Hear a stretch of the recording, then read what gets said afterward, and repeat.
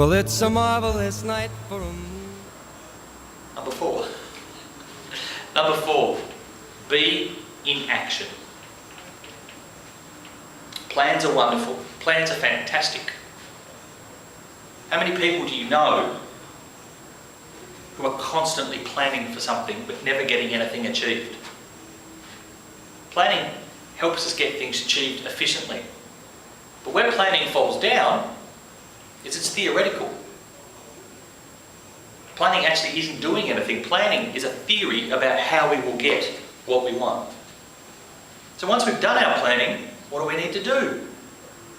We need to be in action. There's a great story about waiting for your ducks to line up. I think it's a great saying, I love it. I'm waiting for my ducks to line up. Once all my ducks are in a wonderful little line, we'll be on, we'll be forward, we'll be going. Ducklings don't get in line. They won't stand there. The mother duck doesn't say, right, comes the storm, need to get out of here. We're going to cross the lake. First of all, ducks, I need you 2 by 2, please, all standing in this nice little row. Come on, Daffy, in here. Donald, off we go. No, mother duck doesn't do that because the ducklings won't stand in a row. So waiting for your ducks to get into a line before I go forward, having everything perfect, having everything lined up, having everything ready to go,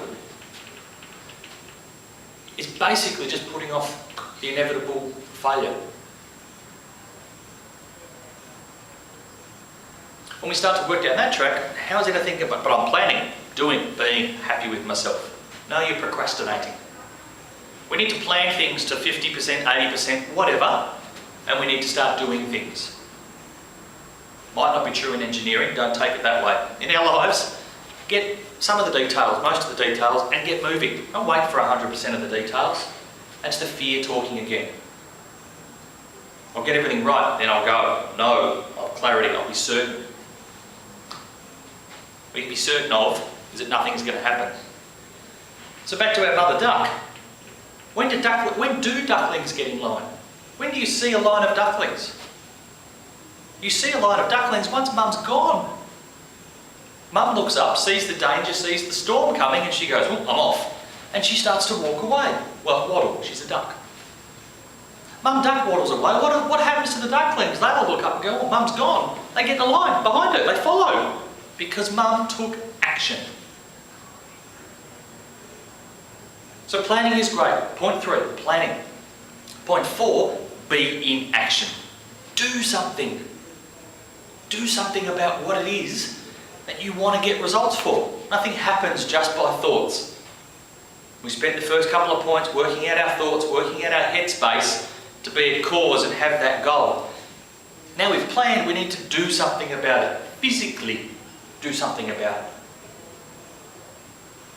And the great thing about being in action is that you get instant feedback.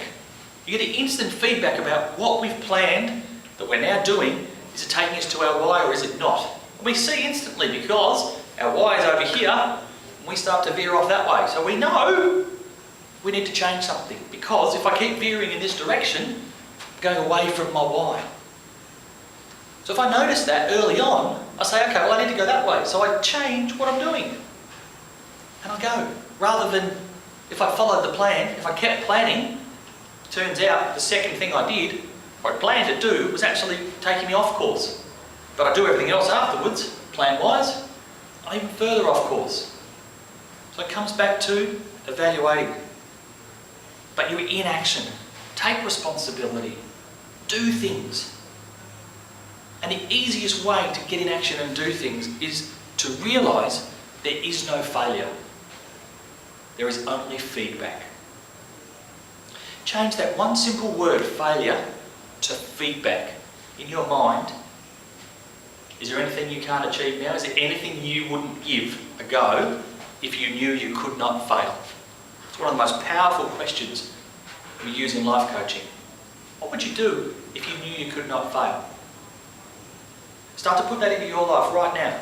What would you do if you knew you couldn't fail? Wow! The possibilities are endless. So, when we go into action, let's look for feedback. Not failure, I didn't fail. Thomas Edison says, I didn't fail. For those of you who don't know, Thomas Edison invented the light bulb.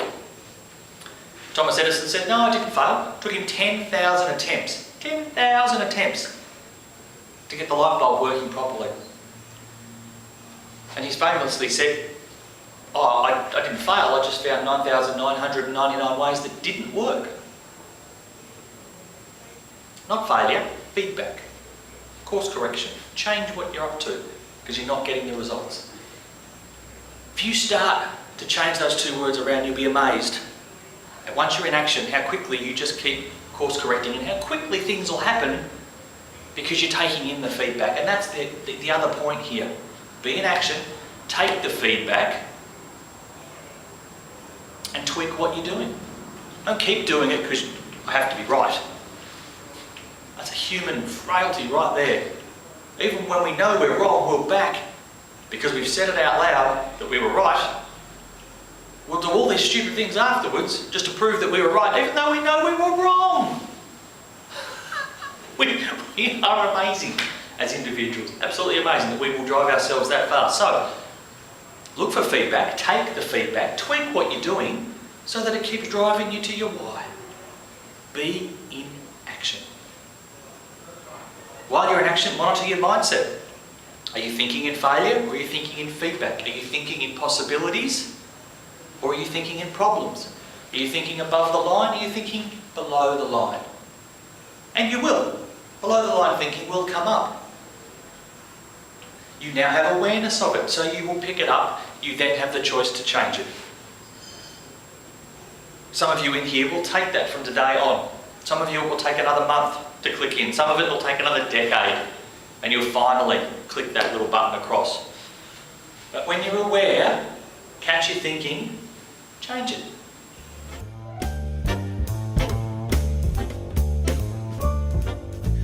Well, it's a marvelous night for a moon dance with the stars up above in your eyes.